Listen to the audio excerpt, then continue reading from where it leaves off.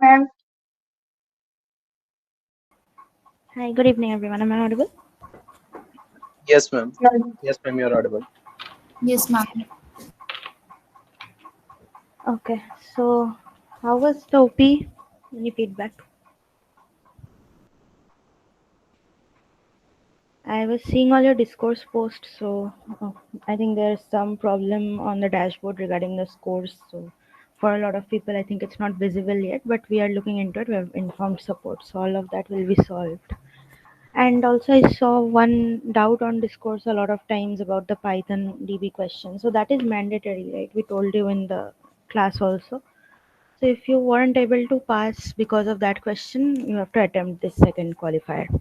But people who were absent on the second OPM, but people who were absent on that day, so for them we cannot do anything because that's already in the grading document that the first OP attendance is mandatory, right? But still, if you had some health related issues or something unavoidable, then you can once mail to support and see.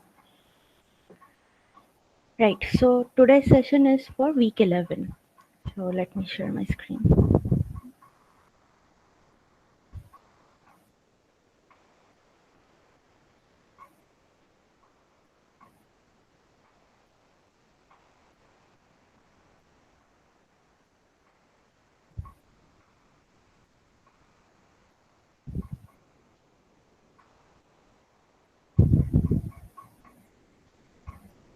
Okay. Can you see? Yes, ma'am. Yes, ma'am. All right. So week 11 is mainly about backup and recovery. So what do we know about backup? Anyone? What is a backup? Why do we do it? So that we can have a copy of all our files. In case we lost it, we still have one copy left. Right. So in case we lose the data somehow, maybe there is some system failure or something, we always want to have a safe spare copy for it, right? So that's why we do backups. So backups are very common. You can see them everywhere. If you use a WhatsApp, you'll see that backup of data is happening every night, right? So that if you uninstall and then reinstall WhatsApp in some other phone, you can just load your chats again from that backup. So essentially that is what we are going to see, that how it is implemented, right? So in this particular week, we'll see three different types of backups that we'll mainly deal with. But there are other classifications also. So we'll come to all of them each one by one. But from week 11, mainly numerical based questions will be there. There's a lot of topics in this week, like log based recovery, transactional logging, that entire part, backup, uh, RAID architecture, right? So all of this will be discussed, and from all these points, I'll tell you where the questions will come from, so you can focus on those. And after the class, I'll give you this PDF. So just these are all the important slides. So go through these ones before the exam. Right. So a backup of a database is nothing but a copy of data, like you said. It is a representative copy of data containing all necessary contents of a database, like the data files, control files, all of these. Because there can always be unexpected failures, right? Especially those due to factors beyond our control. So it is always important to keep backup of entire database. Now, this is first classification of backup. Okay, these two major types. One is physical backup, one is logical backup. So physical means you keep a copy of the actual physical database, like the data control files, log files. I'll tell you what log files are. Archive, redo logs, all of this we'll discuss eventually. What is a logical backup? Logical data that is extracted from a database. That means what are the tables, what are the relationships between them, what are the different views of the tables, functions, procedures that we run on them. All this comprises of the logical backup. So two types of backup. This is based on the data. This classification is based on the type of data that we are backing up. One is the physical database data, like data control files, log files. Another is the logical data. And recovery is the other part of it. That is, you only having a backup is not enough, right? You have to also recover those files which are lost. So recovery is the process of restoring the database to its latest known consistent state. That means if at some point my database was in a safe state, consistent state, then suddenly a system failure occurred, and maybe some of the or some of the tasks that I performed after that consistent state, those tasks are now gone. Like whatever effect they were supposed to take on the database didn't happen because of this system failure. So obviously, even using recovering every possible thing is not possible, right? So we try to always take the database back to the last known consistent state. So how do we do this? That is where the concept of log records come. Right? Log is nothing but, what do we say? A daily log of tasks means you wake up in the morning, you make a task list that this thing I will do today. That's a log. Similarly, whatever task we perform on the database, we keep a log record of it. If I wrote something to a particular file, I make a log record for that. If I read something, I make a log record for that. If I modify some items. So for every single task, there should be a log record. So a database log records all transactions in a sequence. So it should be in the particular sequence in which you are doing the tasks. So recovery using logs is quite popular in databases because it is easy to use it. And why we maintain the sequence of tasks is because if we want to redo any of those tasks, then they have to be in that exact order, right? And a typical log file will contain information about transactions to execute, transaction states, all the information about the transactions that were still running during the time of failure, or the transactions that had committed but they still need to be redone, because there is a concept of checkpointing which we'll come to later on. Okay, for now just know that recovery that we are going to learn is log based recovery. So another classification of data, types of backup data. So this is just theoretical information that business data is there, which includes personal information for a particular organization. What type of information do we store in the database?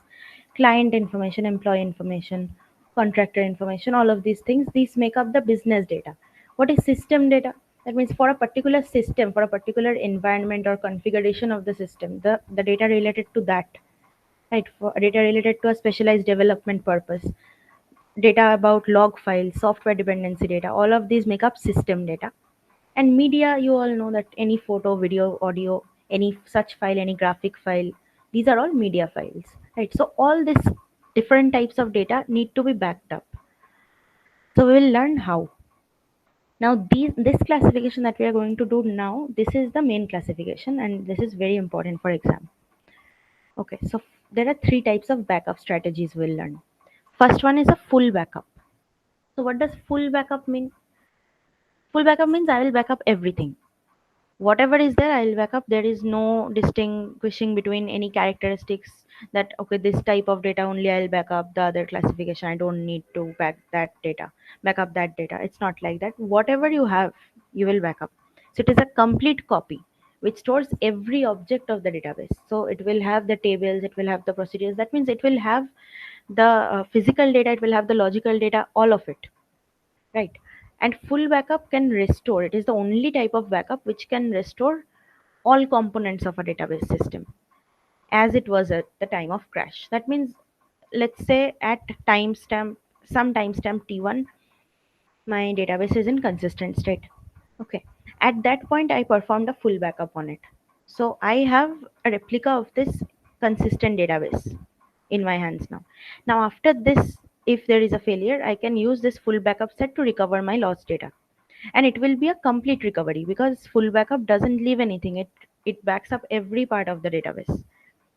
So full backup must be done at least once a day before any other type of backup. Once before any other type of backup, not once a day.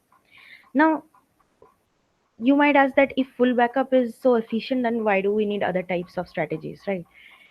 So the simple answer is that since full backup backs up every data that is there, that means the backup file size is huge, right? Now, typically an organization will not have infinite memory available, right? That you are doing full backups every single day. That is not possible. So full backup trade-off is that it is very efficient in terms of recovery because you will have all the data present, but the bad part of it is that it takes a lot of memory and it is slow, because since you are backing up all of the information, full backup performing a full backup will take a much longer time than the other strategies. So let's say you are running a high frequency trading company where your database needs to be updated every second, every minute, right? So in that case, you cannot halt your database and make the end users wait, make your clients wait because your full backup is running every single day. That is not possible. So what you can do is, you have Saturday, Sunday holiday. So on one of those days, you schedule a full backup of your system. And then throughout the week, you use other backup strategies. So we'll learn about that. Right. So if your system requires 24/7 availability, that means you need to be up and running all the time. Right. You cannot have a hold. Like I gave that example of the trading company. In that case, full backup every day is not an option. It is only an option. 24/7 availability is not a requirement. If that is the case, then it's an option to do it every day. Or if system availability is not affected as a consequence of backups, right? So a complete backup takes a minimum amount of media, that is the backup data is not too large. But backup or system administrators may not be available on a daily basis. Now what happens? Let's say you're doing a backup, right? But some type of issue occurs. So not every day you will have people to deal with these issues. So it is better to have a particular schedule that on which days I will have the full backup, and on those days you will have the equipment or the people who are needed for it. Right. So these are just the basic needs to perform a full backup, and when you should do it, when you should not do it. Usually what happens is, in 1 month a company can do one full backup. That is a good backup strategy. So what are the other types of backups? Because I said that in 1 month I will do one full backup. The other 29 days of the month also I need to back up the data, right? Because let's say on the first day of a month I did a full backup. Now after 10 days some system failure occurred. So what happens to that 10-day worth of data? Right? Because if there is no backup in between, that data is entirely lost. So there will be some type of backup happening every day. So another type of backup strategy is your incremental backup. So incremental backup does what? It will only target those files that have modified since your last backup. Now, I don't care what the last backup was, if it was a full backup, if it was an incremental backup, if it was a differential backup, whatever it was, it will back up only the files that have been modified since then. Let's say on the first day of the month, I performed a full backup. Then on the second day, I have made some updates. Now, between this first day full backup done and after this full backup is done, then I performed some modifications on certain number of files. Then on the next day, I do an incremental backup. So that backup, incremental backup, will only back up the modified files, not the other ones, because those are not touched. Right? These are the only ones that have been modified. So the modifications are now backed up. Incremental backup will only do backup of changed files since the last backup. So this will obviously, now you understand the trade-off is what. Here the good part is the backup sets are smaller, right? You require less memory, you need shorter time duration to complete the backup because it is not backing everything up. For instance, a 2 terabyte database may only have 5% change during the day. See, in an organization's database, it's a huge amount of data, right? 2 terabytes is also very less. It can be even more than that. So it is not like you are working on every part of the database every day. You are working with every single file every day, like employee records, right? So once a new employee is entering your organization, you enter the record, that's it. It's not like you're modifying that file every single day. So no need to back up those files. The files that are being modified, we just back up those. So with incremental backup, the amount that is backed up is typically only a little more than the actual amount of changed data. So the amount of backup is much lesser than a full backup. So in most organizations, what they do is full backup is done once a week and incremental backups are done for the rest of the time. This is one of the most common backup strategies that companies follow. One full backup a week and less other days we do incremental backup. This might mean a backup schedule like this. So familiarize yourself with these schedules because problems will come like this. Right? So this is a backup schedule. So if I say that on Friday I did a full backup, on Saturday I did an incremental backup. Now I'll say that after this full backup of Friday, I changed files A and B. So on Saturday I will back up which files? Just A and B. Now after Saturday's incremental backup, I modified files C and D. Now you tell me on Sunday, how many files will I back up? 2. Only C and D. Only CND, not A and B, right? Only CND. Only CND. So incremental is like that. Whatever has been changed since the last backup. So this ensures a minimum backup window so you can perform this type of backups throughout your week, because this is not going to hold up your system for a long time or make it unavailable to the users, because it is very short time it takes.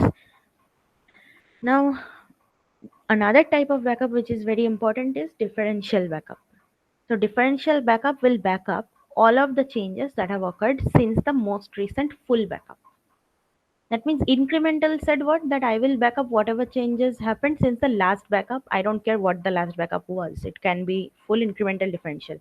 But differential backup will only back up those modifications that happened since the last full backup. Not incremental, not differential, just full backup. So this means what? If I have a full backup on Monday and I have a differential backup on Thursday, then it will roll up all the modifications that happened between Monday to Thursday.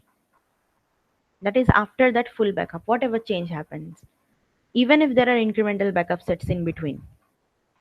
Right, so it will roll up multiple changes into a single backup job, which sets the basis for the next incremental backup. So after that differential backup, next day if you have an incremental backup, this incremental backup is going to back up whatever files changed since the last differential backup. Right, so a differential backup also does not back up everything. But definitely a differential backup will back up more things than an incremental backup does, because it just cares about the last backup. Differential cares about the last full backup. So this backup process usually runs quicker than a full backup, but it will take more time to run than an incremental backup. The longer the age of a differential backup, the larger the size of its backup window. Means what? If on Monday I had a full backup and I do my differential backup on Wednesday, then I will have less roll-ups, just the differences from Monday to Tuesday, Tuesday to Wednesday. These two I have to roll up the modifications. But if I do the differential backup on Friday, then there will be multiple sets more, right? From Monday to Friday, that's a longer amount of time. So depending on how many days you're giving, that is how much gap you have between full and differential backup, that will make sure that your window will remain smaller or longer, right? So if you have more sets, obviously it will take more time for the backup to complete. So this is one such schedule. So to evaluate how differential backups might work in an environment. So we can see here that on Friday, there was a full backup. On Saturday, I had incremental, Sunday incremental, Monday incremental, Tuesday I have a differential. Then Wednesday, Thursday also incremental. Right, so this Saturday incremental backup will back up whatever modifications happened since Friday. Sunday incremental will back up the modifications after Saturday backup. Monday will back up the modifications after Sunday backup. But Tuesday differential will back up all of these changes rolled into one since the last full backup. So obviously this is a longer window than the incremental ones. Right? So what is this saying? That on Tuesday, a differential backup is performed. This backs up all the files that have changed since the last full backup on Friday. And a recovery on Wednesday should only require data from the full and differential backup. So this is an important question here. That if I say, let's say on Wednesday, my system failed. Okay. So how many backup sets do I require for a full recovery? So what did I say? That a full backup backs up everything that is there in the database. A differential backup rolls up all the modifications since last full backup. So on Wednesday, if I have a system failure, then which backup sets should I load? From which day? Friday and Tuesday. Only Friday and Tuesday. Only Friday and Tuesday. Because incremental backups are already rolled up into the differential backup, right? But if this system failure happened on Tuesday before the differential backup set was completed, then how many sets will I need? 4. All 4. Friday, From Friday, Monday, Saturday, Monday. Sunday, Monday. All Because four. incremental backups are unique, they don't roll up, right? So you will need all 4 sets. Okay, so this is the basic idea behind questions that you'll have in NTERM. So we might give you one such backup schedule and we'll ask you that if in this particular day there is a failure, how many backup sets have to be loaded. We'll mention that on the particular day that I'm talking about, that this day failure happened, maybe 15th day of the month. So we'll tell you whether the backup for that particular day was completed or not, because depending on that, you have to consider that backup set too, right? So always remember that if I have a differential backup, okay, if differential backup is the last backup that was performed before the failure, then just take that differential backup and last full backup. That's it. Okay, see, this is the, Excuse me, ma'am. yeah, Excuse me, ma'am. Yeah, ma'am. Actually, I'm not getting this concept of backup. Let me, give you an example. Please, explain in that particular example. yeah, Okay. sure. So, for example, we have 10 files, F1 to F10. Okay. Hmm. So, we have full backup of all the files on Friday. Hmm. Okay. So, consider the version. We are calling it as a version 1 for Hmm. from file 1 to file 10. Okay, so on Saturday we change file 1. On Sunday, before Saturday, we have changes in file 1. Okay, so we will back up that file on Saturday, Hmm. right? Only file Before one, yes. only file 1, and we have version 1 for remaining all the files, file 2 to file 10, right? Yes, And for Saturday's file we have version 2 for yes, or correct. 1.1 kind of, right? Yes, Okay, for Sunday, let's say we change we made a changes in file 2.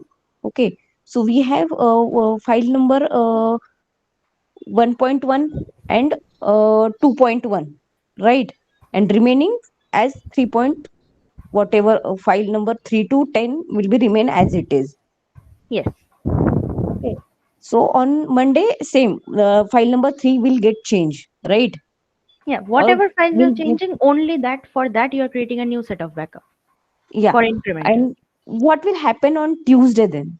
Then Because we on have Tuesday, already, see, huh, on Tuesday, you will take the first version that we backed up in this full backup, right? Then the file that was changed here on Saturday, that file, the file that was changed on Sunday, that modified file, the file that was backed up on Monday, all of these files, all full incremental, incremental, incremental, all of these together.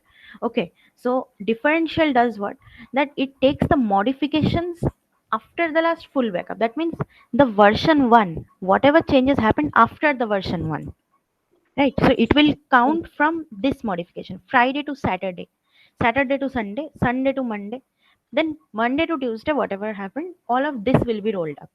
So everything since last full backup. okay, so let's we assume that on differential backup, if we are creating version 2, so Hmm. whatever latest file we have, we mark it as a version 2. See, this version 2 will not have all the files, right? Differential backup set will only have the modified files since last full backup. Okay, so the file which are not changed will Let me remain give you an as it example. is. See, on, Mhm. let's say my set of files is this. Okay, A B C D E F. I have 6 files. Now on Friday I did a backup of all 6 files. Fine. Then from after this Friday backup, there was a change in file A. So only file A is now being backed up on Saturday. Then there was a change in file B. Only file B is being backed up on Sunday. Then after Sunday backup, there was a change in file C. So only file C is being backed up on Monday. Then after Monday incremental, file D was changed. Now on Tuesday, you will be rolling up A plus B plus C plus the D change that happened. So this differential backup set will have only 4 modified files, A, B, C, D. Okay, okay, ma'am. Yeah, and yeah, and if will remain as it is because As it is in it the has first already version. a full backup. Yeah, Yeah. yeah. Hmm. Okay. Is it clear? And if after this cycle, in next week or in next month, if we are getting again a full backup, right? Yeah, At every that week you're time doing we one will. full backup. So that is a new So version now. okay, so on Friday we will have changes plus not change file will be backup is as a next version. On next Friday, you will again do a full backup of all 6 files. So the newest version of all 6 files will be there in the full backup on next Okay, Friday. so irrespective of the changes will be there or not, You right? only want, see, you only want the latest version of all the files, right? We don't care Hmm. about the older versions. We want the latest consistent state. Okay, okay. So next Got it. Friday, the Hmm. full backup that happens, that is the latest state of all these 6 files. Then Okay. again, you do the same incremental differential. Got it, ma'am. Thank Okay. you so much, ma'am. Yeah. See, that's why this arrow diagram is easier to understand. Full backup is here. Incremental just goes 1 day back, right? Every arrow just goes 1 day back, but the differential goes all the way back to the full backup. Now, this image will also help. See, on this particular day, on the day of the full backup, we are saying there was only one file which was backed up, file A. Now, 3 more new files are added after the full backup, B, C, and D. So next incremental backup will back up these 3 new files that came in, B, C, D. So B, C, D are there. Then after incremental backup on this day, another new file came, F. So next day is a differential backup, which will roll up every change since full backup. That means B, C, D, F all together. Then after differential, D and E were, D was modified and E was a new file that came in. Right? So both are going to be backed up in next day's incremental backup. After that, a new file G came in, but then you have a full backup. So now it will back up every file that is there, right? Every modification that has happened. That means A, B, C, D, E, F, G, all of them will be rolled up in the full backup. So this is the type of question you will get. Okay, so we'll give you a chart like this. This is a schedule, backup schedule for a company. So you can see that on which day what type of backup has happened. So here now if I ask you that there is a system failure on day 17 after the incremental backup set for this particular day was created, then there was a failure. Now how many sets do I need for a complete recovery?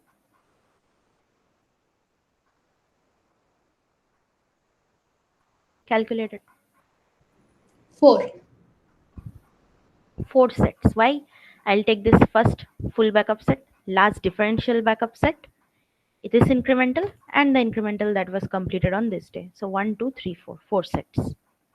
Right? And if I said that on 17th day the backup wasn't completed, only before that only the system crashed, then it would be 3 sets. This type of question is going to be there. Now another 2 strategies that we are going to learn. This is not something new. Basically there is another classification called hot backup and cold backup.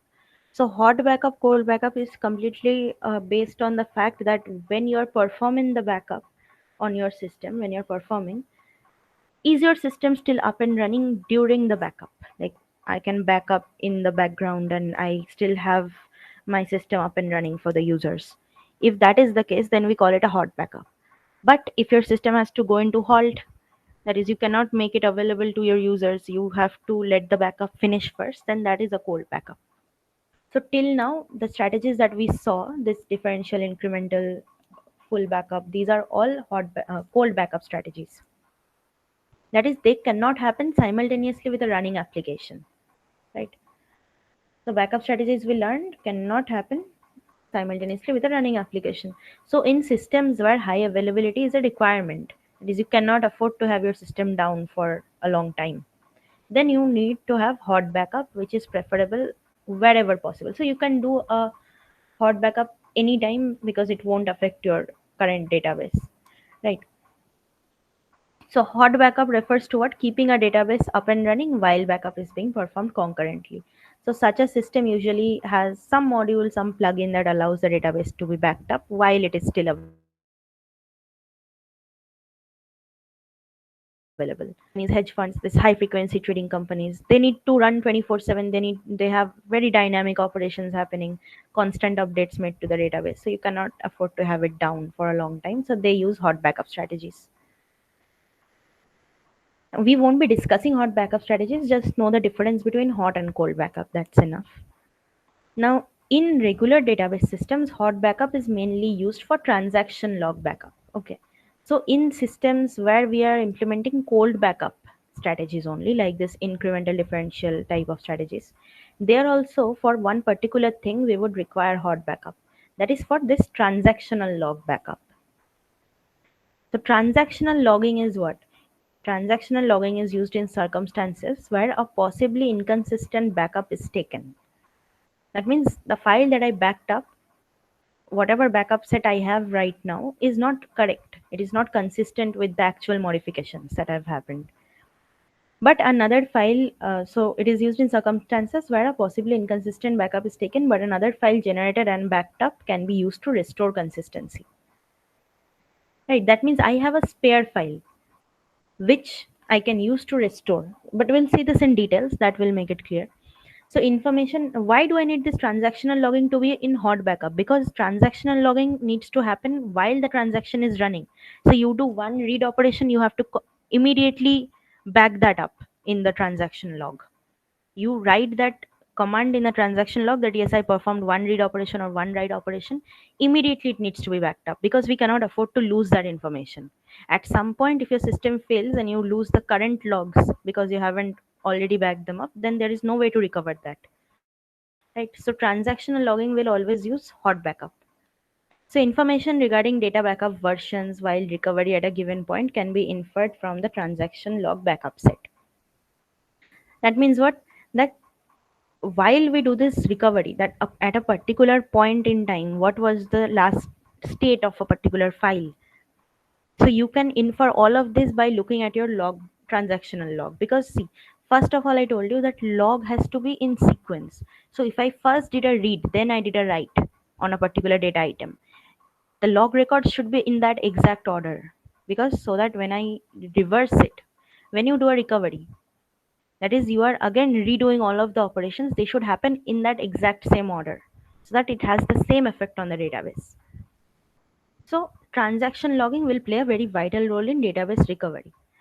Okay, next we will come to transaction logging only. We'll see how the logging happens. But before that, some other things that you need to know is transactional failure. So when does transaction failure happen?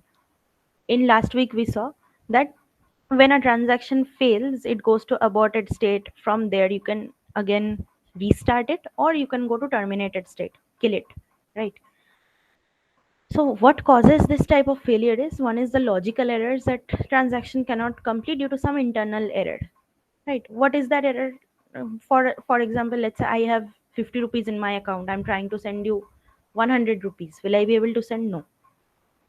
Again, system error, like that is not in our hands. So if you have some kind of a deadlock, so I showed you deadlock in last class where we were discussing two-phase locking, that if both transactions running simultaneously, they are both trying to access a particular variable which is locked by the other transaction, then it's a deadlock state.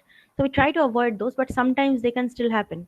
So those will be considered as system errors. These are not in your hands, so they can cause a transaction failure. Then what do you do? So a system crash again can happen. So that is a power failure, hardware software failures. This is another type of failure that can happen. So the fail stop assumption is that non-volatile storage contents are assumed to not be corrupted as a result of system crash. See, if a system crash happens, does it delete my hard drive data? No, I still have that because that is my stable storage, non-volatile storage. Whatever is present in your RAM is gone, right? Volatile storage is gone, cache, RAM, but hard drive won't be affected. So this fail stop assumption is very important because this is what we will use for recovery. Now disk failure also can happen sometimes. Your hard disk also can fail sometimes, but that is very rare. So a head crash might happen, that read write head that can crash, or some kind of a disk failure that will destroy the disk somehow, right? In that case, these things are very rare. But still we might have some way to recover if we have another backup set somewhere, right? Disk failures are very rare, but system failures can happen, logical error, system errors can happen. So consider that there is a transaction TI that transfers $50 from A's account to B's account. So there are two updates, right? First, I have to read remember that transaction, how does it go? So if I want to transfer $50 from my account to your account, so first I will read what there is in my account, how much I have in my account. Then I will subtract 50 from it. Then I'll write back the final value to my account. And then I will read B's balance. I will give $50 to B, update that data, write it back to B's account, and then I can commit and say that I have successfully completed the transaction. Right, these are the steps. So two main updates are happening: subtract 50 from A, add 50 to B. So transaction TI requires updates to A and B to be output to the database. That means whatever updates that are happening to A and B, these two, accounts, they need to be output to the database also, right? That is what happens when you commit a transaction. That is, whatever modifications we did are now permanently stored in the database. But a failure might occur after one of the modifications. Let's say I took out $50 from my account, but before I could update it in B's account, the transaction failed because of some reason, right? So modifying the database without ensuring that the transaction will commit may leave the database in an inconsistent state. That means, like we saw in last class, that there was a state called inconsistent at transit, right? So inconsistent at transit was fine, because if database was inconsistent, but I still haven't made any permanent changes because I haven't committed yet, right? So we thought that what was the problem when it will be my database will be inconsistent at commit. That is a problem. So here that's exactly what they're saying, that if I make permanent changes to my database without committing, so I don't know that my transaction will fully commit or not, if there will be some failure or not, but I have already modified. That is, I had 100 rupees in my account and B had 100 rupees in their account. I have taken out 50 from my account and I have made this change permanent. So now my account is showing that I have 50 only. But B didn't receive that other 50, right? Some kind of failure happened. So now it is inconsistent. You started with 200 rupees, now you have 150 rupees. There is no trace of that other 50. So we don't want that. So not modifying the database again can result in lost updates if some kind of failure occurs. So if I, let's say if I made some change, okay, maybe I have taken out 50 from my account, I've given 50 to B's account, but I haven't made the changes permanent in the database. I haven't issued commit. But before I issue commit, I haven't written back any of this new information to my database. These are all in the buffer, okay, in the transaction buffer. I haven't written back to my actual database. But before I could commit, it failed. Transaction failed. In that case, the modifications are lost. So you have performed all the operations, but the results are lost because you didn't do immediate updates. So in both cases, we have something to lose. If I do immediate modification, I might end up with inconsistent database. If I don't do immediate modification, then I might have lost results if there is some kind of a failure before, just after the transaction commits. That is, it committed, but after that a failure happened, so the database wasn't modified. So in both cases, I have some kind of a problem. So how to recover? Now, recovery algorithms also have two parts. First part is actions taken during normal transaction processing. So think of it like that. While a thief has come to your house to rob you, okay, at that point you can do something to save yourself. Rest of the actions are done once the thief has left, right? Then you call your police and everything. It is exactly like that. So actions that are happening that we can take while the transaction is processing, so we can ensure that enough information exists to recover from failures. That means some of the immediate modifications I will make, okay, so that I know that everything will not be lost. If there is a crash at some point, there will be some modifications that I can save. Another part of the recovery algorithm is the things that we do after the failure occurs. So things that we do before the failure, things that we do after the failure, these make up two parts of any recovery algorithm, right? So our exact goal is that we need to recover the database contents to the last stable consistent state that abides by our ACID properties: atomicity, consistency, durability, and what is isolation, right? So at that point, I have to recover it back to that stable state. So now to implement this recovery, or to implement this type of, like I said, that how do I manage to have some records modified and some, just make sure that nothing is lost. So in that case, like you said in the beginning of the class, that what is backup? It is a replica, it is a copy of data. So how do I do this copy of a data? So we have three different types of storage. One is volatile storage, one is non-volatile storage, one is stable storage.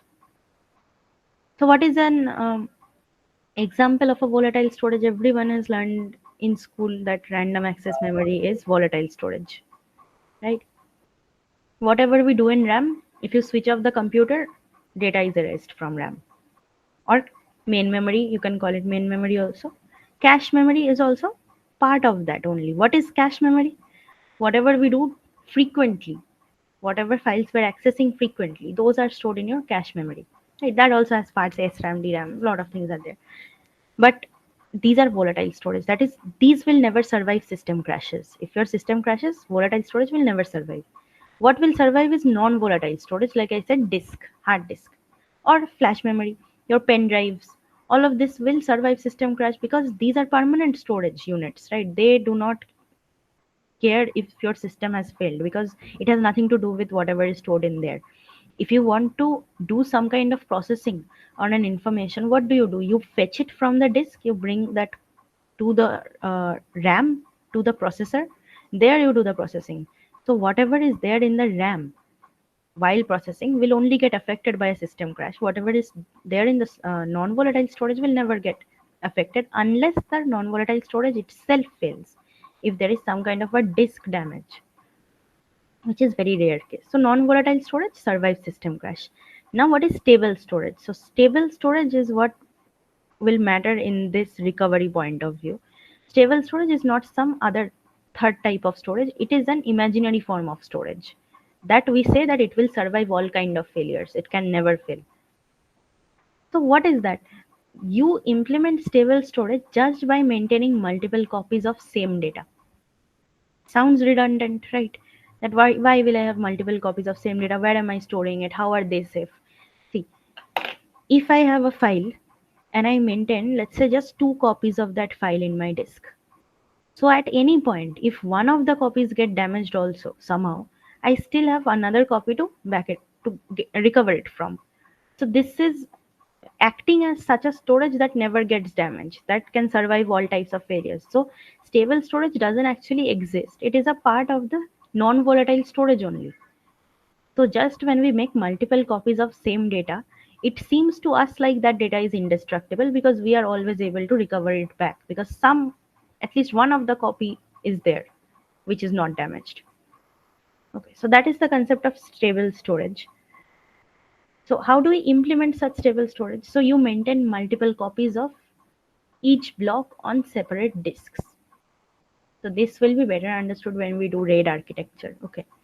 But the idea is that copies can be at remote sites to protect against disasters such as fire or flooding. That means what? Let's say I have, okay, let me give a better example. Let's say I have a file or I have a disk block, okay, a disk block, which I want to preserve. So what I can do is I can copy this data and I can maintain multiple copies of the same disk block on different computers also, right? Or if I maintain same copy of same disk block on the same computer, what we can do is when we do RAID architecture, you will see inside the hard disk there are multiple these disks, right? This stack of looks like stack of plates. Okay, so there are multiple such disk blocks, A, B, C, D, like this. In every one of those disk blocks, we are maintaining one copy of the file. So if one of the disk blocks somehow gets corrupted, somehow it is not working, then you can recover it from the other disk blocks. So failure during data transfer. Again, inconsistent copies can happen. So you are making copy of the same data, right? The same file, let's say file A, you are making 5 copies of file A. So how do we make a copy? We basically transfer the information, right? We make copies by transferring information, but while you are doing the data transfer, there can be some kind of inconsistency. Maybe there were 10 lines of code in my file A, but only 8 lines were transferred in a particular copy, right? So it is an unsuccessful transfer, but it can happen and it can result in those inconsistent copies. So block transfer can result in successful completion. One thing that can happen is while I'm doing the transfer of my data, everything goes smoothly and it is a successful completion. I have created an exact replica of my file. Second possibility is a partial failure. That is, whatever I have whatever I have copied is not the exact information. It is not the correct information. Like I said, if I have 10 lines of code, in the copy I have 8 lines of code. So it is not correct. It is partial failure. It is partly correct. Total failure is when destination block was never updated. So if I wanted to copy file A into file B was never updated. The file B is still empty. That is a total failure. So protecting storage media from failure during data transfer. How can we do that? So there is one solution is that you protect the storage media from failure during data transfer. So execute output operation as follows. That is, you assume that there are 2 copies of each block. Okay. Assume that there are 2 copies of each disk block. Write the information onto the first physical block. Physical block means disk block only. So you first write your information onto the first block. When the first write is successful, that means you have made one replica successfully of your data. Write the same information onto a second physical block. So now you have 2 copies, right? So the output is completed only after the second write successfully complete. So now you have 2 copies of the same data. Even if one of them fails, the other one is there. But you have to make sure that while you're doing this data transfer onto the stable storage, that is, you are maintaining copies of your data onto the physical data disk blocks, that this data transfer, while during this data transfer operation, your storage media is protected from failure. That is, there is not a disk failure or something like that, so that you can at least create the copies, right? That's the least you can do. So now you have 2 copies, even if one is damaged or one doesn't match with the actual file that you are trying to back up or recover. Why are we maintaining all these copies? Just so that we can recover in case of a failure. So even if one is damaged, the other one is there. Now, protecting storage media from failure during data transfer. Right, this is what we are discussing. So copies of a block may differ due to failure during output operations. Like I said, that I am trying to make copies of a particular block, but those copies might be different, even though they're supposed to have the same information, because there was some kind of a failure while I was writing to the copies. So how can I recover from that? So first you find what are those inconsistent blocks, which is the copy that I created which is inconsistent to the original one. You have to find those blocks. Expensive solution is you compare 2 copies of every disk block, right? That way, like if I say that I have 2 files, I want to know that whether they're consistent or not, whether they are exact replicas or not.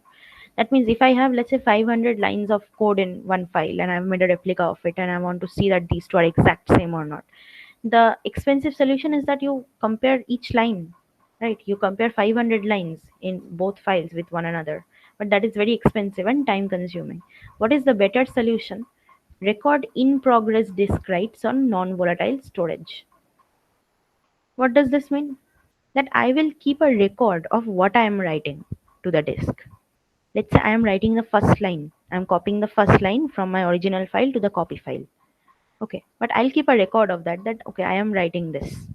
And where will I keep a record of this? Where will I keep this record? On non-volatile storage, right? Like I can use another area of the disk itself, or I can use non-volatile RAM, some stable kind of storage which will not get affected by system crash. So I'll keep a record of everything that I'm copying. Then I can use this information during recovery to find the blocks that may be inconsistent and only compare the copies of these. That means, very simple manner, if you see, this is my file A.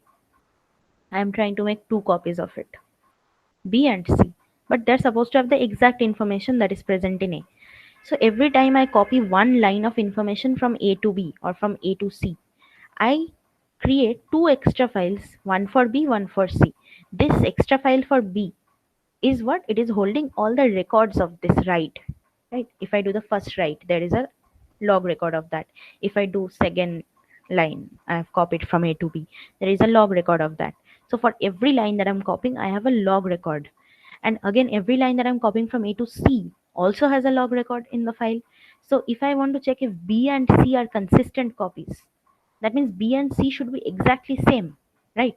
If they are correct copies. So instead of matching line by line, I can just compare the log records, which is much easier to do. If you see in file B, I have 50 log records, but in file C, I have 40 log records. That means there is some kind of inconsistency. Of course, there shouldn't be lesser log records, so C is inconsistent.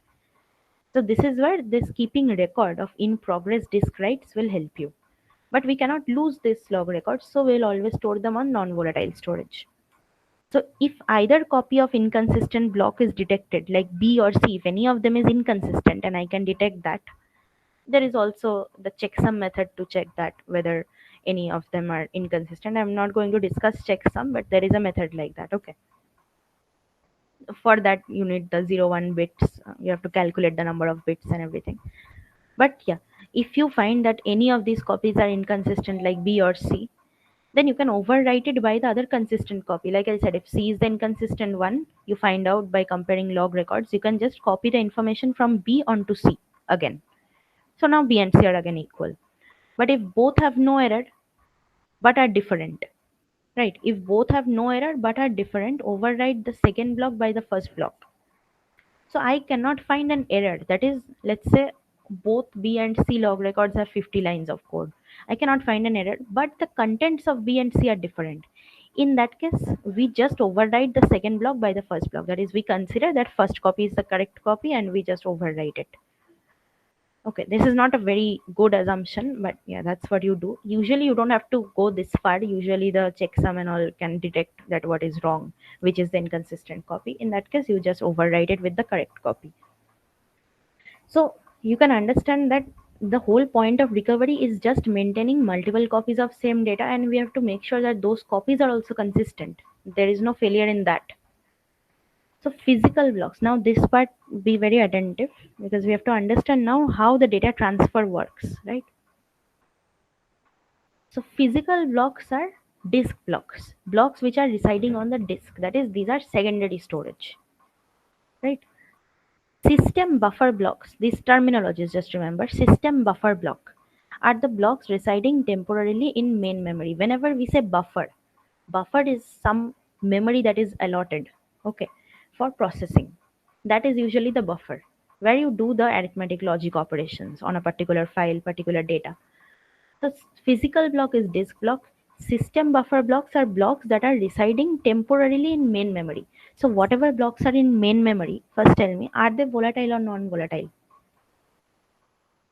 Volatile. Volatile. That means if there is a crash, I will lose these blocks. Right. So these are system buffer blocks. Basically, these are the processor blocks, main memory blocks. Block movement between disk and main memory. So like I gave you that example, that if while I'm watching a movie, how is it happening that one after another the file contents are coming from where? From the disk to the main memory, right? Main memory cannot store that huge amount of data and do other processing as well, because main memory is significantly smaller. That means we are consistently writing from disk to main memory. And again, let's say whatever changes we make to a file, you have a Word document, you're making some changes onto it. As soon as you hit the save button, what does it do? It makes sure that all of that modified data is being written back to the disk where the file is actually stored. Right. So there are two types of operations happening between disk and main memory. One is input, one is output. Input B means what? That it will transfer the physical block or disk block B from secondary storage to main memory. So disk block comes into main memory, that is input operation. Output means transfers the buffer block B to the disk. Buffer block means system buffer block means blocks in the main memory where we do the processing. So currently I am writing something in a Word document. So currently this is in my system buffer block. Once I have saved it, now this is being output back to the disk. So main memory to disk is the output operation. It replaces the appropriate physical block there in the secondary storage, wherever you want to store it, right? That means, see, when you are writing on a particular Word document, you have already have it saved in your disk, okay, but you are making some modifications. So after making the modifications, when you save it again, then it replaces that old block with the new block. Okay, so just remember, physical block to main memory is input, main memory to physical block or disk is output. So we assume for simplicity that each data item fits in and is stored inside a single block. So we say that, okay, there are no fractional data items, like I can store 75% of a data item in one block and 25% I have to fit in another block. For simplicity, we assume that all the data items can fit perfectly inside one block only. Right. So every data item is smaller than or equal to the disk block size. That's it. So each transaction Ti, now for every transaction, we have to understand what is the buffer of a transaction itself. So like I told you that in last class, that every transaction has its own buffer. when we were doing that scheduling and serializability, all that part, you saw that multiple transactions are running together, right? And I told you that all this read write operations, all the arithmetic logic operations that we are doing, all of them are being performed in the transaction's private buffer. So every transaction Ti is given a private work area in which local copies of all data items are accessed and updated by, right? That means Ti in its private buffer, that is where, so Ti has a private work area or buffer, that is where it keeps all the local copies of the data items that it needs to access and update, right? So Ti's local copy of a data item X is denoted by Xi. Just these denotions will help you understand the diagram next. If I have transaction Ti, it wants to perform some read write operation on a data item X. So when I bring it into Ti's local buffer or personal buffer, then X will be referred to as Xi. So I will denote the index of the transaction, that's it. Bx denotes the block that contains X in actual physical memory in disk. So if I want to bring this disk block X into Ti's private buffer, what operation will I perform, input or output? Input. Input, right? Because this is coming from disk to main memory. So that is input operation. Now transferring data items between system buffer blocks and its private work area are done by, again, two things that you have to understand. Like I said, if I go from disk to system buffer block, that is input. If I go from system buffer block to disk, that is output.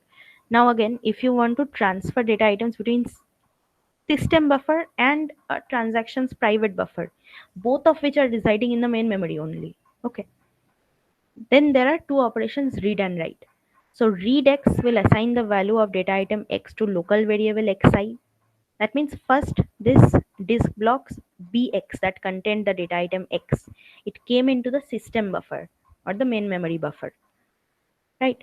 And then from that system buffer, the transaction has to fetch that data item to its private buffer and call it Xi. Write X will do what? Now once Xi is in the transaction's private buffer, it can perform whatever operations it needs to on Xi, and then the modified Xi will go back to the system buffer. Okay, go back to system buffer as data item X. So only for the time being, when it is in the transaction's private buffer, it is being called Xi. So transactions must perform a read operation before accessing X for the first time, right? So first of all, to bring that data that is in the system buffer, you need to read it from the system buffer, this data item X. So first you have to read.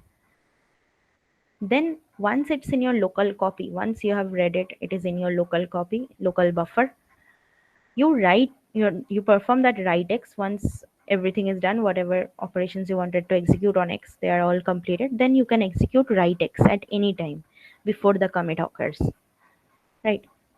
Now note that output Bx need not immediately follow. No.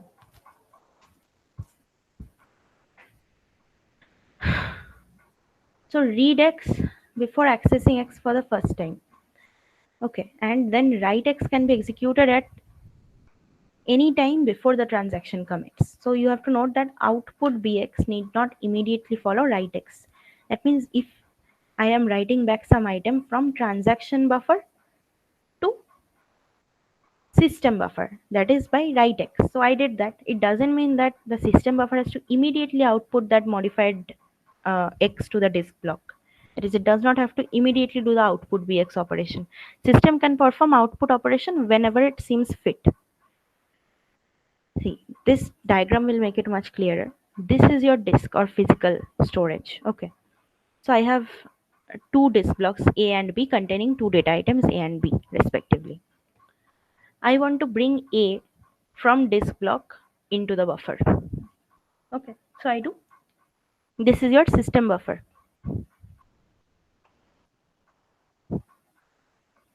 This is transaction buffer of transaction T1, private buffer. Both are in main memory.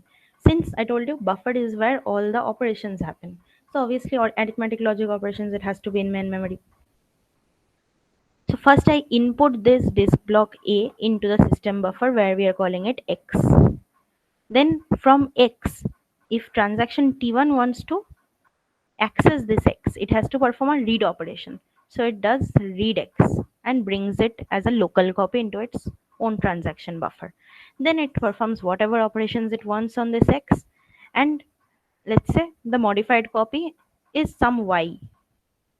Okay, or let's say Y is some other data item which was there on which it also performed some modifications, some arithmetic logic operations. After that, this Y needs to be written back to the system buffer back. So this is write Y. So transaction buffer to system buffer is write operation, system buffer to transaction buffer is read operation. So once you have modified the data item, you write it back to system buffer. Then system buffer we can output to disk itself using output operation. Is this clear for everyone? This input, output, read, write? Yes, ma'am. Okay. So next we'll come to log-based recovery. So this is the most important part of it. So a log is kept on stable storage, like I told you that logs cannot be lost. So we have to keep them on non-volatile storage or stable storage in this case. So log is a sequence of log records. That means every operations that we have performed in a particular transaction can be thought of as a log record. Corresponding to every read write commit operation, there is a corresponding record of that in the log itself. So a log is nothing but a sequence of log records which maintains information about update activities on the database. That means whatever changes you are making. So when transaction Ti starts, it registers itself by writing a log record Ti start. Just be very attentive. Okay. Whenever a transaction Ti will start, first log record that needs to be there in the log is Ti start. Exactly in this format that is given. First log record. Now before Ti executes write X. Write X means what? What does write operation do? I just told you. Transaction to system buffer block. Transaction to system buffer. Right. So when do you do that? Right, when you have completed all your transactional operations, right, on that particular variable, then you write it back to system buffer. So before this write operation occurs for a particular transaction Ti, before it writes a variable X back to the system buffer, it has to output a log record like this: Ti X v1 v2. So Ti is the transaction name, X is the variable that on which it is working, on the data item on which it is working. V1 is the value of X before the transaction performed its operations on it. That is, V1 is the value that we fetched from the physical storage, and V2 is the new value that we are writing back to the physical storage or to the system buffer first, then from system buffer to physical storage. So V1 is the old value of X, V2 is the new value of X. So before you complete your write operations, you have to write this log record first, TIX V1 V2, before any write operation. When Ti finishes its last statement, that is when a transaction comes to its end, that means end means commit. Only after commit we know that a transaction has successfully completed, right? So when Ti finishes its last statement, then this log record is written out, Ti commit. So three types of records we have seen. Whenever a transaction starts, first log record is Ti start. Before any write operations, that means before any modified data item is taken from transaction buffer to system buffer, we have to output log record TIX v1 v2, where X is the data item that Ti is working with, v1 is the old value of X, v2 is the new value of X. And once a transaction finishes, then once it commits, the log record Ti commit is written. So three types of log records we have seen. Now, two very important schemes we are going to learn about is immediate modification scheme and deferred modification scheme. So these schemes, this classification is done basically on when the output operation is happening. Output means, write means going from transaction to system. Output means input output we saw. Output operation, output X, if I say, what does this do? Buffer to Buffer disk. block to disk. System buffer to disk. So when does this happen? So you saw one line was there that the output doesn't need to be immediate after the write. Okay. So that the system can decide that whenever it is suitable, it can perform that output operation. So based on when that output occurs is these two schemes, immediate and deferred. So immediate modification scheme allows updates of an uncommitted transaction to be made to the buffer. Okay. See, basically here now you can relate to that first thing that we saw in recovery, that there are two things. If you immediately modify the data in database, it can lead to inconsistent state. But if you don't do that, then also you can have lost results. So we said how to deal with this problem. So usually we will use a mix of both of these modification schemes. We'll use immediate as well as deferred. So immediate does what?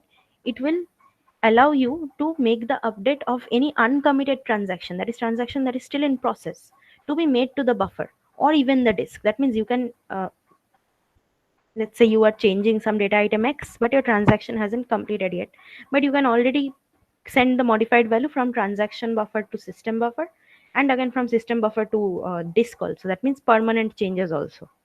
Okay, even before the transaction commits. Update log record must be written before a database item is written. That means we assume that the log record is output directly to stable storage. So update log record means what? That T1, TIX, V1, V2. So before write operation, that update log record must be there that we saw. Output of the updated blocks to disk storage can take place at any time before or after the transaction commit. That means immediate modification means you can go from transaction buffer to system buffer before the commit happens. It will allow you to do it. Now from system buffer to physical block, that you can do anytime. You can do it before the commit also, you can do it after the commit also. So order in which the blocks are being output can be different from the order in which they are written. That means, let's say if I first wrote block X from transaction buffer to system buffer, then I wrote block Y from transaction buffer to system buffer. But I am sending them from system buffer to physical block in a different order. That is fine. Okay. Because still the modifications are happening, right? These are separate blocks. The order doesn't matter in which we are writing back. So the deferred modification scheme, how it is different is it will update to the buffer or disk only at the time of transaction commit. So before commit, you cannot send any modified data item from transaction buffer to system buffer or from system buffer to disk. You cannot do that. Once the transaction is committed or during the time of commit only, then you can send the updated values. That means immediately you can change an immediate modification scheme. Deferred means you have to wait for the commit to happen. So this deferred modification will obviously simplify some aspects of recovery, because in this case there's less chance of having inconsistent data, right? Because you're waiting for a successful completion. But this also has the overhead of storing the local copy. So throughout the transaction, you have to maintain that local copy in which you have made the changes in the transaction buffer, right? But in case of immediate, you are sending back that to the system buffer or from system buffer to disk. So there is not, that overhead is not there to store all of these different data items throughout the transaction. So here we will be covering, in our course, we will be covering immediate modification scheme, right? So let's see an example of that. Okay, this is the same information that transaction is said to have committed when the TI commit, that log record, is output to stable storage. Stable storage means non-volatile storage. So all previous log records of the transaction must have been output already. So when you see in a transaction log in the disk, let's say a transaction log is stored in the disk, non-volatile storage. There you see that for a particular transaction, you can find the TI commit log record. Then you can assume that, okay, then all of the log records that came before it, they must also have been output to stable storage. All log records before this are already written in the stable storage. You can assume that. So writes performed by a transaction may still be in the buffer when the transaction commits and may be output later. So this only the write log records, only the writes. Okay, that means write operation means going from transaction buffer to system buffer. Only these log records might still be in that buffer when your transaction commits. All other log records must have been output. So before commit, every log record has to be output except for the write ones. They might be output later, that is fine. So this is the example.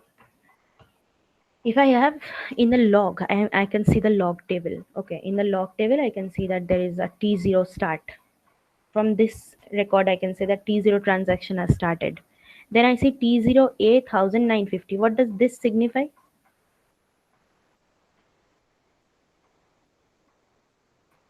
Deduction of 50 from A. That means A's old value was 1000, then T0 transaction modified A to 950, right? And then we have T0B 2000 to 2050. That means transaction T0 modified value of B from 2000 to 2050. Then the write operation happens. That means now these modified values are in the system buffer. So in system buffer, I have now written back the modified values of A and B. But still I have an output to disk C. Corresponding outputs are blank. So in the actual database, these changes have not yet been reflected. Then T0 commits at this point. That means successful completion. Then T1 starts. Then T1 modifies C from 700 to 600. Then it writes back C to the system buffer. From transaction buffer, C has now been written back to system buffer as 600, new value. See that T1 hasn't committed yet, but output has already happened here. That means now both the values BB and BC both have been output. BB means the disk block containing B and BC means the disk block containing C. Both have been updated. So which of these is immediate modification? B of C. C. B and C. B of C. This is immediate. B of B we cannot call it immediate because this particular transaction is committed, right? After that I have output.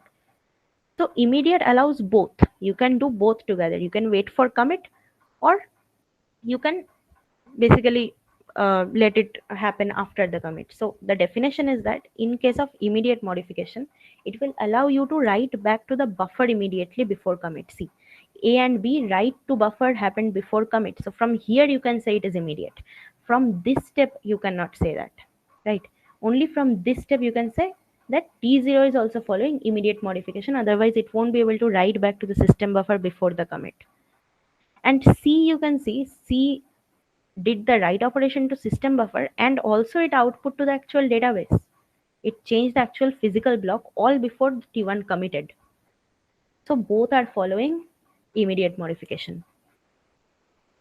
Correct? Clear for everyone? Yes, ma'am. Okay. Now these things. So this is very important. This redo undo. Based on this, you will get definitely get questions in NTERM. Okay. So undo of a log record. So if I say undo log record TIX V1 V2, that means it will change back X's value from new value V2 to old value V1. So writes old value V1 back to X. This is undo. Redo means redo of a log record TIX V1 V2 means if some kind of a problem happens, some kind of system failure happened, and I want to redo a transaction, a particular operation of a transaction. So if this is that log record T1X V1 V2, so it will again change X's value from V1 to V2 or write back the new value V2 to X. This is redo. That means you want it to have the same effect. That is redoing something. Undo means I want to bring it back to the last value that it had. That is bring back to old value. So that is undo. This is redo. Now redo and undo of transactions, what does it actually mean? Undo of transaction TI. If I say I want to undo a particular transaction, it will restore back the value of all data items that this transaction updated to their old values. So a transaction can work on multiple data items, right? A, B, C, D, any number of data items. If I undo a particular transaction, all the data items will go back to the state where they were in before this transaction started. That means all of the data items now have the same values that they had before TI started. Okay, this is undo. How do we do that? We go backwards from the last log record of TI. So if you just see this log record, here you can see that, okay, V1 was the last old value of X. So you keep on going from bottom up, right? That means you go to the commit, or if you don't have a commit, if some kind of failure happened, then you go back to whatever is the last log record for this transaction and you go bottom up from there. That means you go in reverse from there. So you trace back your steps until all the operations that were performed are undone. That means goes back to the previous value before the transaction has started for every variable. So each time a data item X is restored back to its old value V, a special log record is written, which is called redo only log record. Okay, that means let's say x has been changed, so x has had the value v1, but I have modified it back to its old value v. Or you can say x had the value v2, modified it back to its old value v1. In that case, you have to write out this log record tix v1. Okay, so they are saying that if you, for any data item, if you restore it back to its old value, let's call that old value v.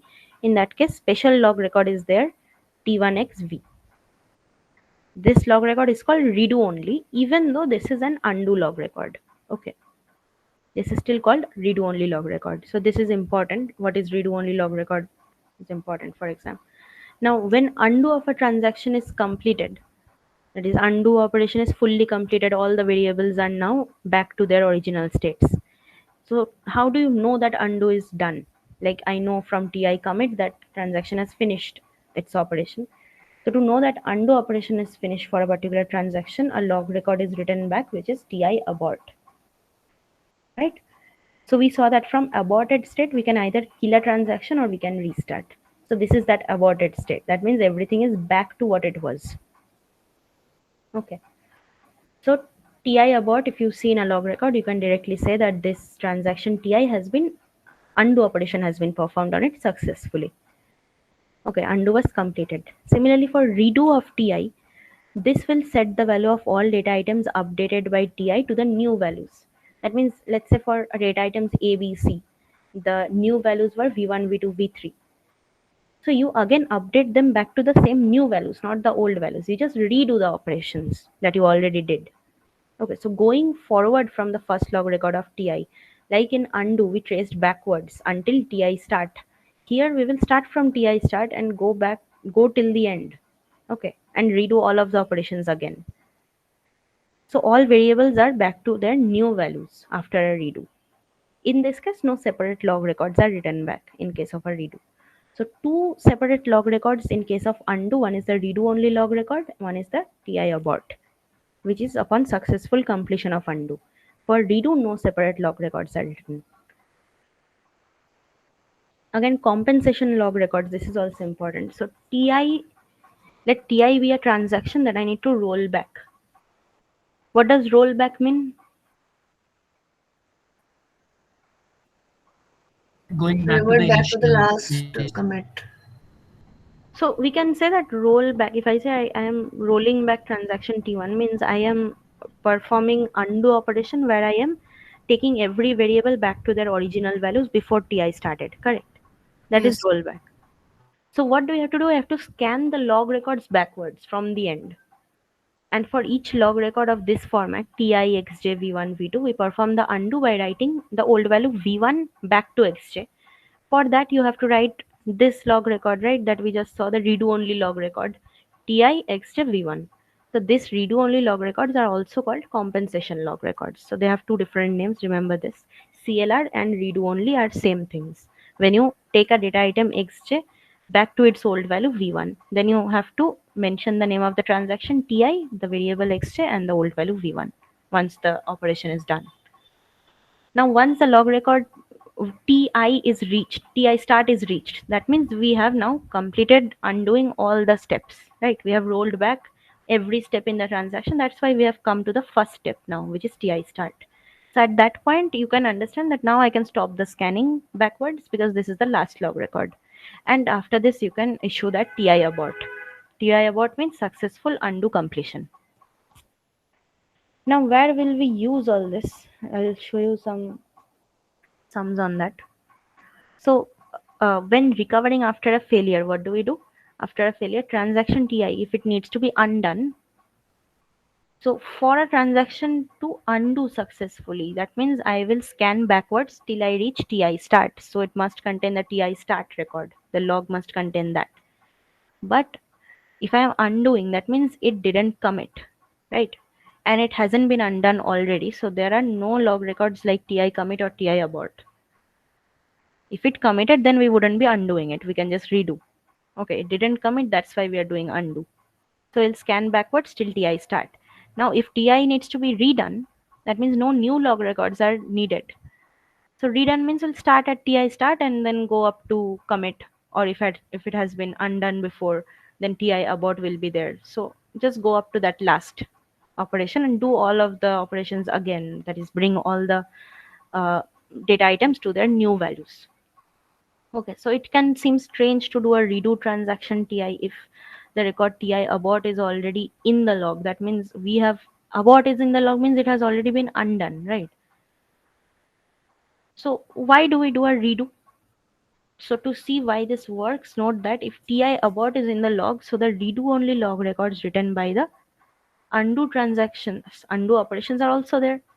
When we do undo, we write that CLR records back, right? For every value that we are changing back to old value, we have CLR records.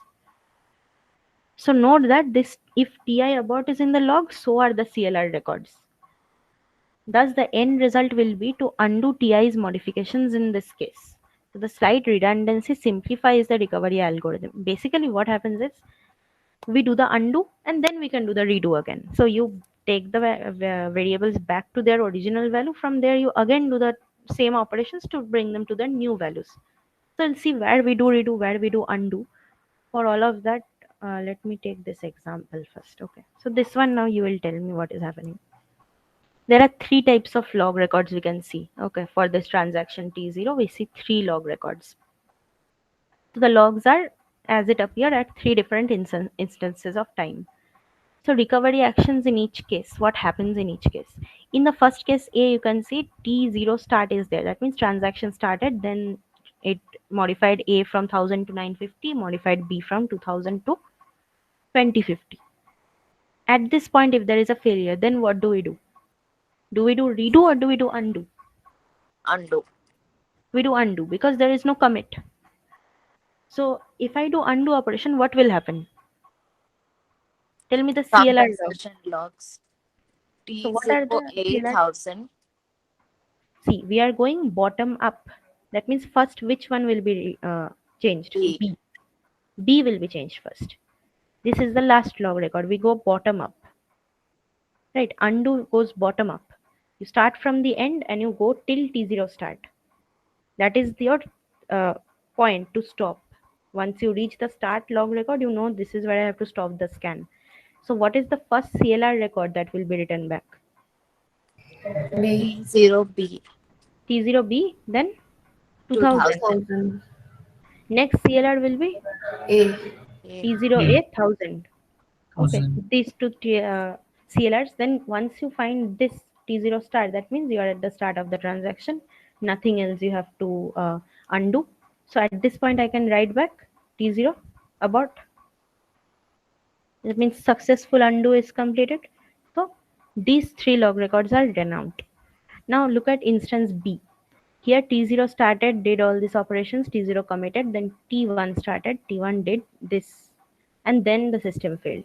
Now what do I do? T1 undo, T0 redo. T1 I will undo, T0 I will redo. Redo why? Because I have a commit already. There is no need to undo. These changes are already saved. But for T1 there is no commit, so we will do an undo. That means what is the CLR for T1 we'll get? T1C 700. And once I reach T1 start, then Bot. T1 abort. abort. For T0, will I need any new log records? No. For redo? No. Redo doesn't require any new log records.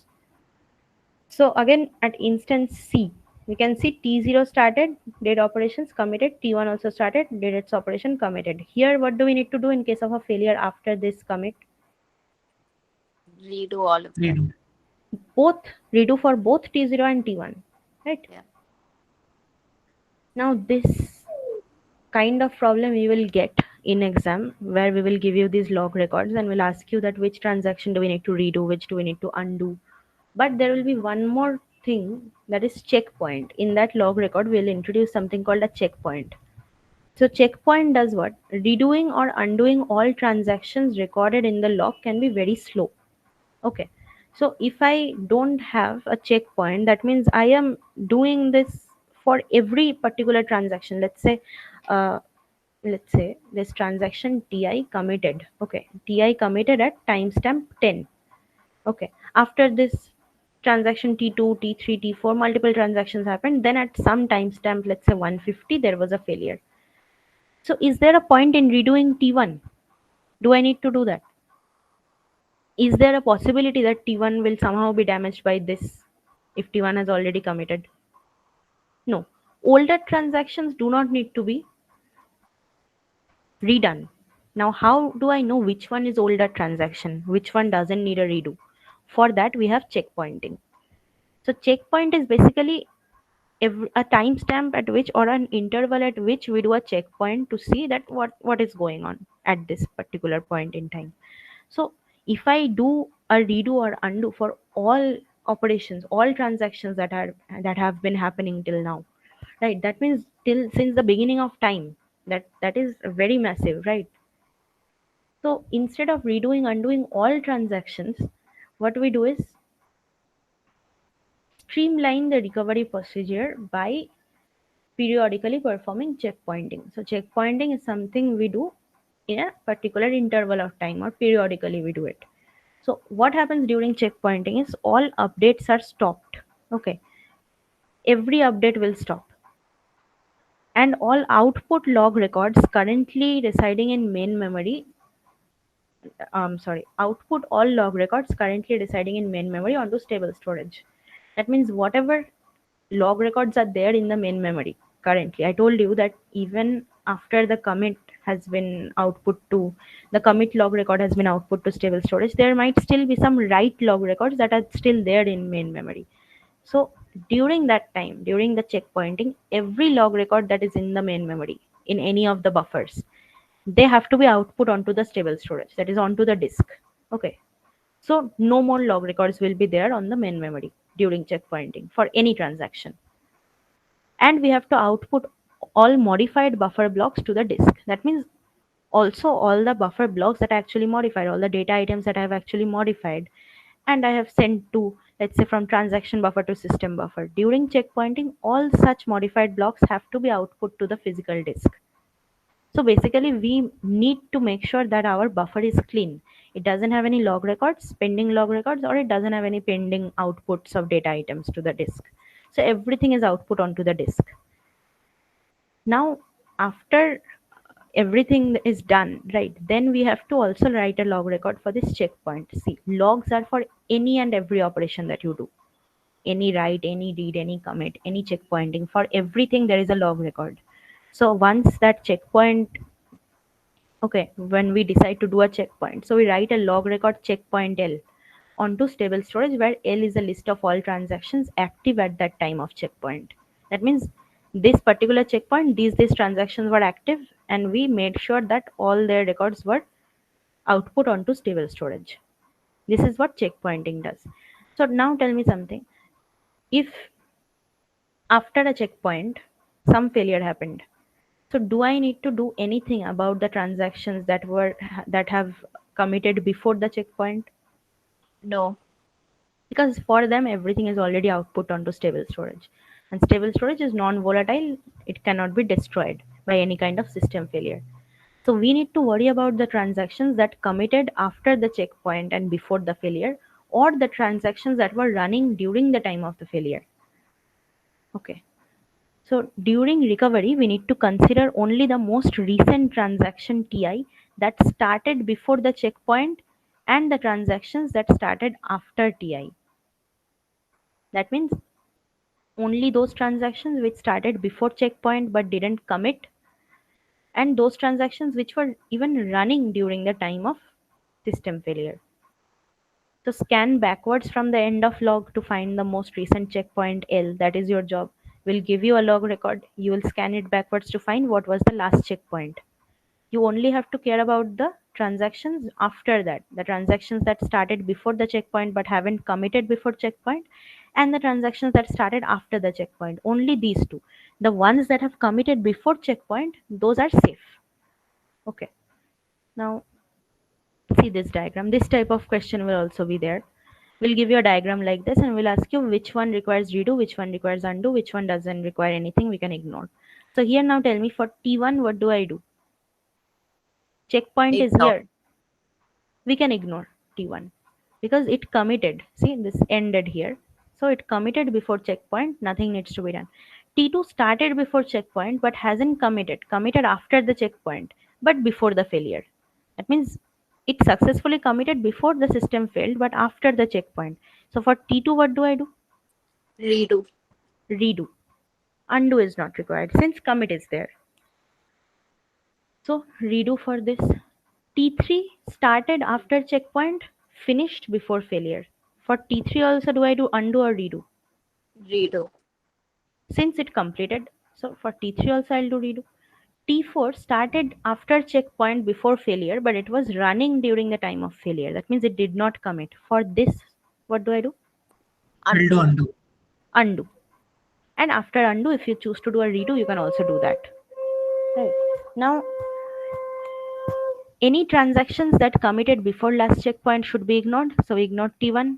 Any transactions that committed since the last checkpoint need to be redone. So T2 and T3 are redone. Any transaction that was running at the time of failure needs to be undone, and then you can choose to restart it. So T4, first you have to do undo, then you can choose to do a redo. Is it clear for everyone, this part? Yes, ma'am. Okay, Yes, because this ma'am. is very important for exam. So Yes, till now, ma'am. okay. So till now, see, whatever we have covered till now, these all topics are very important from week 11 for that end term point of view. I'll tell you exactly what kind of questions is. One question can be like this. Okay. So you'll get a diagram. You'll have to answer which transaction we have to redo, which I have to undo, which we have to ignore. Another, Ma'am, could you please that last one? yeah. Ma'am, please explain that last one. Undo. Yeah, see, T1, I'm sorry, T4. Okay, look at T4. It started after the checkpoint, but before the failure, right? This is where the failure happened. But it was running during failure. You cannot see that it ended, right? If it ended, then there would be a line like this at the end. But it was running during failure. That means there will be no commit statement for this particular transaction if I check its log records. Right? If it was still running, there will be no commit. If there is no commit, then you cannot do a redo, because redo starts from that. Redo will start from the start instruction and go till the commit or the abort, whatever is there. For this particular T4 instruction, there is no commit or abort, the T4 transaction, because it was still running. So you have to do an undo. That means you have to check what is the last log record present for this particular transaction. And then you have to trace back till you reach T4 start, that log record. And you have to undo every data item that it modified back to its old value. Okay. Okay, ma'am. Okay, so this is one type of problem that you will get. Another type is something like this. So it'll give you a log record like this type, and there will be checkpoints also in between. And we can ask you that what is the current value of variables. Since you know that if I have a checkpoint, that means everything before the checkpoint has already been output to the disk, right? So we might ask you, see, if I put a checkpoint after this T0 commit and ask you what is the, at this checkpoint, what is the current value? Okay. Or let's say even leave this. At this point, I have a checkpoint. So here there is the TC checkpoint. Now before TI commit, T1 commits, I say that there is a system failure, some kind of failure here. So at this point, what is the value of A stored in disk? 950. 950. B, 2050. 2050. C, 700. 700. 700. Correct. Because commit was in there and there was a failure. So we cannot surely say that it had been output, even if it is immediate modification scheme. We know that output can happen at any point of time, so we cannot say. So we'll say that it is still the old value in the disk to be safe. So this type of question might come, that looking at the log records, you have to say what are the current values. And another type is that backup schedule that I gave you, that for a particular month we'll give you the backup schedule. You'll have to tell us that at a particular day, if there is a failure, how many sets do we need for complete recovery. These three are the main types of problems. Now just another part of week 11 is left, is the RAID architecture part. So there will be one more session on Saturday. So on Saturday, we will do that RAID architecture and the week 12, because week 12 is very short. Okay, so we'll only cover 12.1 and 12.2. So there is that nested loop join and block nested loop join. These are the two main things we'll cover from there. Okay. So these things, just the RAID architecture part. RAID architecture also, see you will see in the, I think 11.5 is RAID. So there you can find that there's a lot of information, right? Which is not possible to memorize. So smart thing to do is go to the end of the slides. You will find some charts are given. Okay. And the charts are showing that for each of the RAID architectures, what are the important points, what are the important characteristics. So you can just go through that once, just how the data is being stored, like if one of the disk fails, how to recover. So from that part also some problems might come from RAID recovery part. Okay, that we will discuss in class. We'll also do that type of problem in end-term revision. So next class, I'll tell whoever takes to complete that RAID architecture, and week 12 will just take a little bit of time because it's numericals only. But whatever we have done today from this part, if you have any doubt, please ask. Ma'am, where this PDF will be available, ma'am? After the class, you can just, anyone can text me on Discord, so I'll send it to you. Or I'll make a post on Discord. Calendar can't be bombing. Calendar, okay, let me see if I have the access there. I think I do. Okay, I'll try to upload in calendar. I'll give the drive link. Okay, if I forget, just remind me once. Ma'am, 2 weeks back you said you share some formula, no, ma'am. Where have you shared it, ma'am? I have shared the week 9. All things are there. I have shared today also the week 9 PDF and the B3, B plus 3 formula also I've shared. Where, ma'am? On Discourse. On whoever asked me in their post, I have shared with them. If you want it, you just ask me in a post. I'll share it with you also. Okay, and you can do one more thing. You can go to my profile and check activities. There you can see where I have shared all the links. Okay. Okay, ma'am.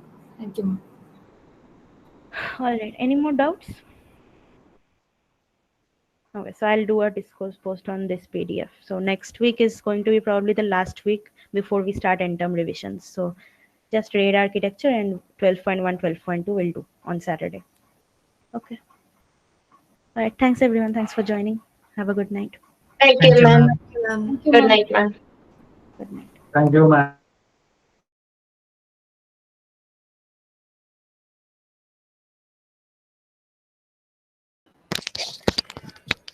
Ma'am, what is the weightage for weekly weightage for Entum? So for end-term weeks 1 to 8 will have around 40 to 50%, but from last 4 weeks it'll have 50 to 60% weightage. Last 4 weeks. Okay, ma'am. 50-50, just like that. Yeah, that's, you can, I mean, you can expect more questions from the last 4 weeks. Okay. Okay. Excuse me, ma'am. Yeah. Ma'am, where to find that the PDF that you are referring? This week 11 one, I will upload it on Discourse now after the class. Okay. Okay. And ma'am, previous week also available on Discourse? Yeah, I have uploaded. Okay. Okay. Thank you, ma'am.